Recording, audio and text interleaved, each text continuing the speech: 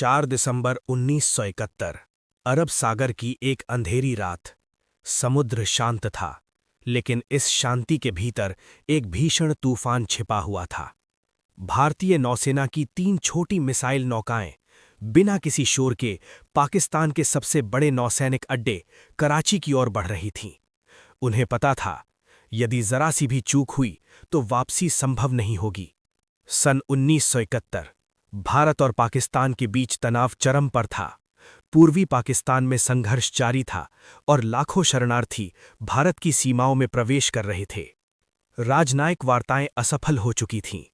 3 दिसंबर 1971 को पाकिस्तान ने भारत के वायुसेना ठिकानों पर हमला किया और युद्ध आधिकारिक रूप से प्रारंभ हो गया। लेकिन इस बार भारत केवल जवाब नहीं देना चाहता था, भारत शत्रु की शक्ति को जड़ से समाप्त करना चाहता था। भारतीय नौसेना ने एक साहसिक निर्णय लिया, सीधा प्रहार किया जाएगा कराची बंदरगाह पर। कराची, जहां से पाकिस्तान की लगभग 90% तेल आपूर्ति नियंत्रित होती थी, वही उनका सबसे महत्वपूर्ण नौसैनिक अड्डा था। योजना सरल थी, परंतु अत्यंत जोखिमपूर्ण। छोटी लेकिन तीव्र गति वाली मिसाइल नौकाएं, जिन पर लगे थे स्टाइक्स एंटीशिप मिसाइल, एक सटीक वार और शत्रु की रीढ़ टूट जाएगी। 4 दिसंबर की शाम, अतिरिक्त रोशनी बंद, चारों रेडियो मौन।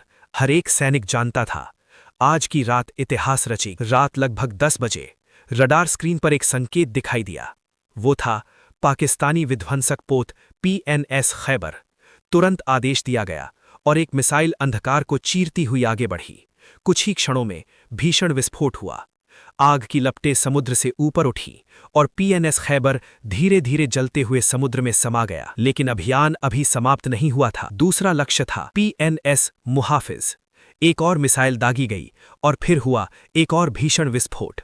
अरब सागर की लहरें अब आग। मिसाइलें सीधे कराची बंदरगाह। अब अंतिम और सबसे बड़ा वार किया गया। मिसाइलें सीधे कराची बंदरगाह के तेल भंडारण टैंकों की ओर बढ़ीं। कुछ ही पलों में विशाल तेल टैंक विस्फोटों के साथ धधक उठे।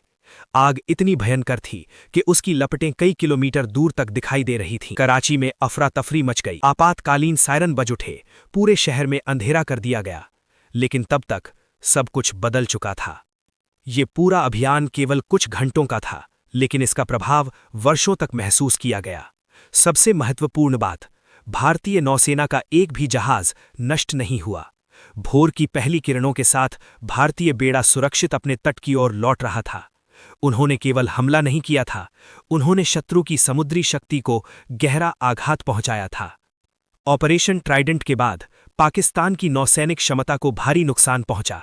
कराची का बंदरगाह कई दिनों तक जलता रहा। इसी ऐतिहासिक विजय की स्मृति में हर वर्ष 4 दिसंबर को भारत नौसेना दिवस मनाता है। ऑपरेशन ट्राइडेंट केवल एक सैन्य अभियान नहीं था, ये भारत की समुद्री शक्ति की उद्घोषणा थी। वो रात जब अरब सागर में आग लगी थी और विश्व ने देखा था भारत का निर्णायक उत्तर।